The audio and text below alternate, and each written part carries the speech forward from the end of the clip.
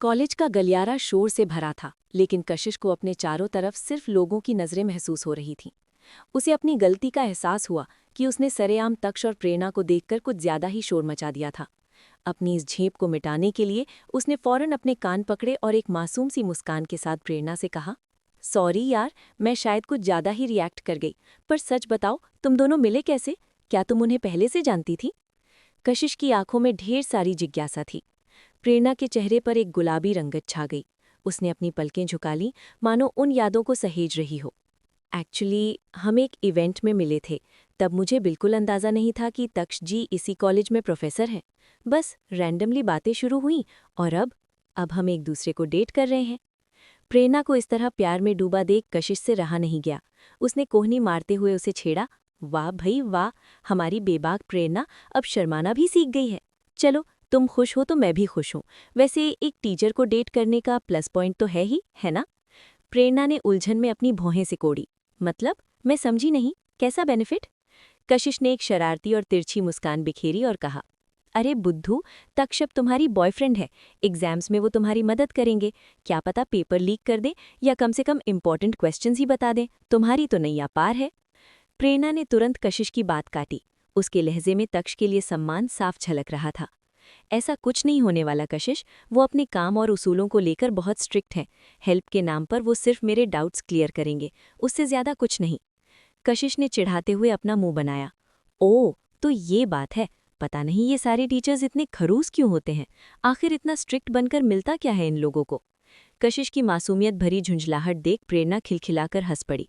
उसकी हंसी देख कशिश का गुस्सा भी हवा हो गया और दोनों साथ में हंसने लगी।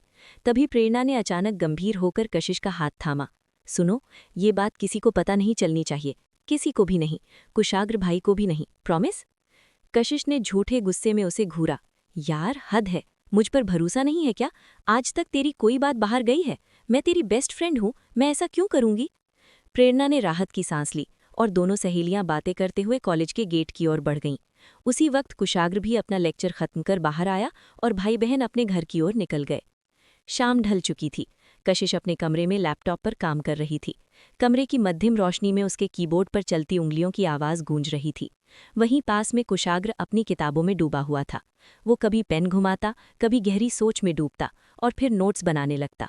सन्नाटे को चीरते हुए अचानक दरवाजे की घंटी बजी। Ding dong.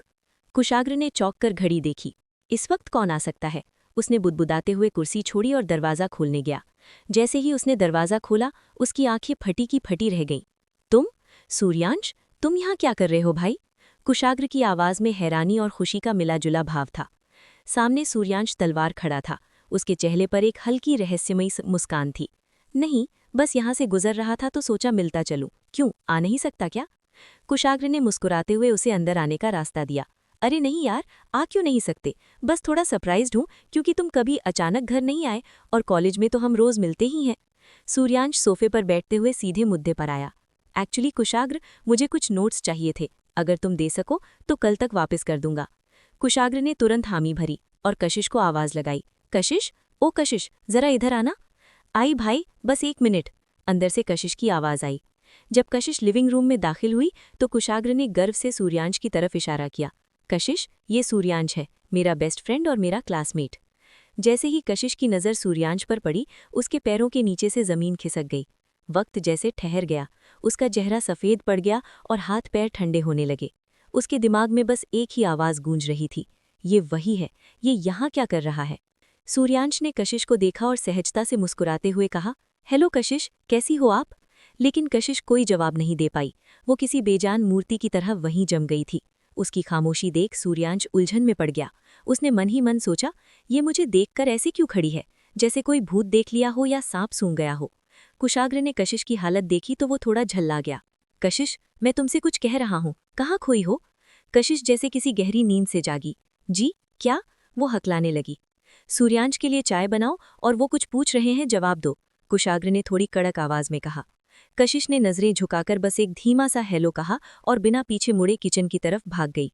कुशाग्र उसे जाता देख सोचने लगा कि आज कशिश को अचानक क्या हो गया है, पर फिर वो सूर्यांश से बातों में मशगूल हो गया। किचन की चारदीवारी में कशिश की सांसें बेकाबू हो रही थीं। उसका दिल सीने को चीरकर बाहर आने को बेताब था। वो बदहवास होकर अपने बाल खींचने लगी।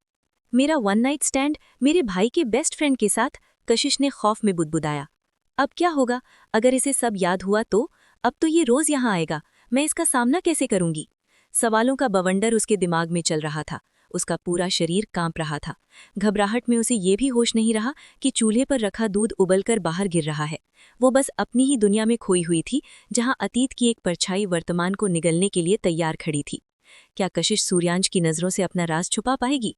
क्या आप जानना चाहेंगे कि अगली सुबह कॉलेज में जब ये तीनों फिर मिलेंगे तो क्या होगा?